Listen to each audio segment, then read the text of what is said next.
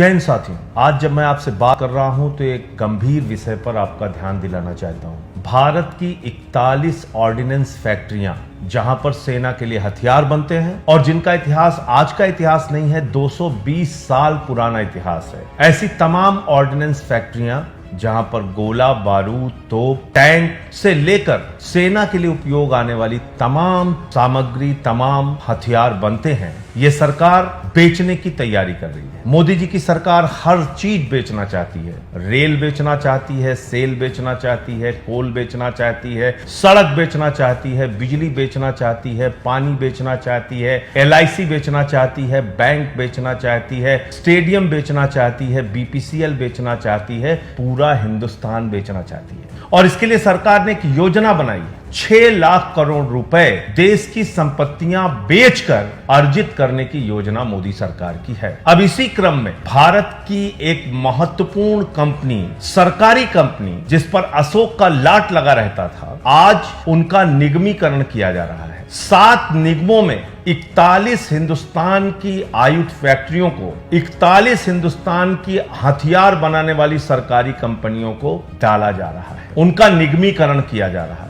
और नाम क्या दिया जा रहा है मोदी जी के द्वारा? बहुत चालाकी करते हैं मोदी जी कोई भी काम करने के पीछे। जब वो नोटबंदी करते हैं तब भी उसको जोड़ देते हैं कि हम काला धन लाएंगे, आपका देश तरक्की पे जाएगा, बहुत कुछ होगा। जब वो देश के अंदर जब GST का बिल लाए थे, आपको याद होगा, तब उन्होंने कहा था आधी रात को आपको आजादी देने जा रहे हैं। और जब इन सरकारी हथियार बनाने वाली कंपनियों को निगमों में विभाजित करने जा रहे हैं तो नाम दे रहे हैं कि हम राष्ट्र को समर्पित करने जा रहे हैं। यह बड़ी हास्यास्पद बात है। जो कंपनियां 62 में, 65 में, 71 में, 99 में, कारगिल युद्ध के समय में, हर मुसीबत के समय में देश की सेना के साथ खड़ी रही, जो हथियार बनाने वाली कंपनियों ने समय समय पर देश की सेना को युद्ध के दौरान, जंग के दौरान जरूरत के सारे हथियार मुहैया कराए, गोला हो, बारूद हो, टैंक हो, हथियार हो, सब कुछ उपलब्ध कराया। आज उन कंपनियों को कहा जा रहा है कि हम राष्ट्र को समर्पित करने जा रहे हैं। जैसा मालूम पड़ रहा है कि मोदी जी ने इसको कल बनाया और कल ही उसको समर्पित करने जा रहे हैं। ये अपने आप में एक मजाक है। किसी भी चीज के आगे राष्ट्र लगा दो, राष्ट्र को समर्पित लगा दो और उसका फिर व्यापारीकरण करो, निगमीकरण करो, उसको बेचने की तैयारी करो, उसमें प्राइवेट प्लेयर्स को लाओ, उसमें निजी कंपनियों को लाओ, उसके शेयर बेचो और धीरे धीरे करके इन कंपनियों को बेच दो। ये मोदी जी की योजना रहती है। 1 लाख करोड़ की संपत्ति है। अगर हम इन तमाम सरकारी हथियार बनाने वाली कंपनियों की संपत्ति का आकलन करें तो लगभग 62,000 एकड़ जमीन और 1 लाख करोड़ की संपत्ति है। धीरे धीरे करके इसको बेचने की तैयारी है। हम सबको समझना होगा, जागना होगा कि क्या यह देश ऐसे ही बिकता रहेगा? क्या यह देश ऐसे ही बर्बादी की कगार पे पहुंचता रहेगा? क्या इस देश की तमाम मुनाफे वाली कंपनियों को निजी हाथों में बेच दिया जाएगा और सबके पीछे राष्ट्र का भला, देश का भला जैसे बड़े बड़े शब्दों का इस्तेमाल करके आपको और हमको मूर्ख बनाया जाएगा? इससे हमें सावधान रहने की जरूरत है। अभी आपने देखा कि किस प्रकार से कोल संकट पैदा कर दिया गया, एक प्रायोजित कोल संकट, जबकि भारत कोल के उत्पादन के मामले में, यानी कोयला के उत्पादन के मामले में दुनिया का दूसरे नंबर का देश है। भारत की कंपनी कोल इंडिया नंबर 1 की कोयला उत्पादन करने वाली कंपनी है और उस देश में कहा जा रहा है कि कोयले का संकट पैदा हो गया। क्यों?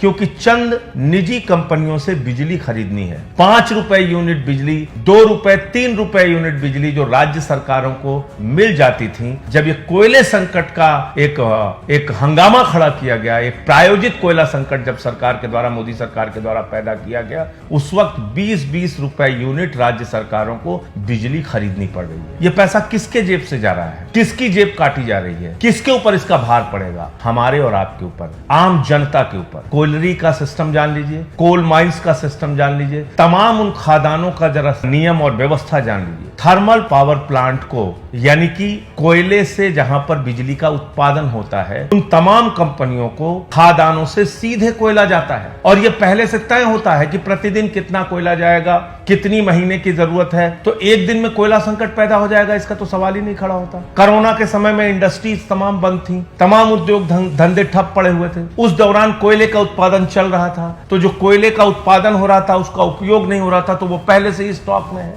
कोयले का उत्पादन पिछले साल की तुलना में इस साल बढ़ा है, बावजूद इसके कोयला संकट क्यों पैदा किया जाता है? क्योंकि निजी कंपनियों से, मोदी जी की चहेती कंपनियों से बिजली महंगे दामों पे खरीद कर उनको हजारों करोड़ का फायदा पहुंचाना है। इसके साथ साथ कोयले का संकट बताया जाएगा तो फिर औने पौने दामों में पर्यावरण के नियमों को ताक पर रखकर नए कोल ब्लॉक्स यानी कि नए कोयला खदानें चंद पूंजीपतियों को दी जाएंगी। अडानी को, अपने मित्रों को मोदी जी कोयले की खदान देंगे। इसी तरह की योजना इनकी भविष्य की है। तो हमको आपको ये सोचना होगा कि क्या हथियार बनाने वाली, सेना को हथियार देने वाली इन फैक्ट्रियों को अगर निजी हाथों में दिया गया, प्राइवेट हाथों में दिया गया, युद्ध के समय में कोई भी विदेशी ताकत, कोई भी हमारा दुश्मन देश वो सरकार की चिंता किए बगैर इन निजी कंपनियों को मैनेज कर सकता है, इन निजी कंपनियों को अपने साथ मिला सकता है। और आप कल्पना कीजिए कि उस वक्त देश की सुरक्षा के साथ कितना बड़ा खिलवाड़ होगा,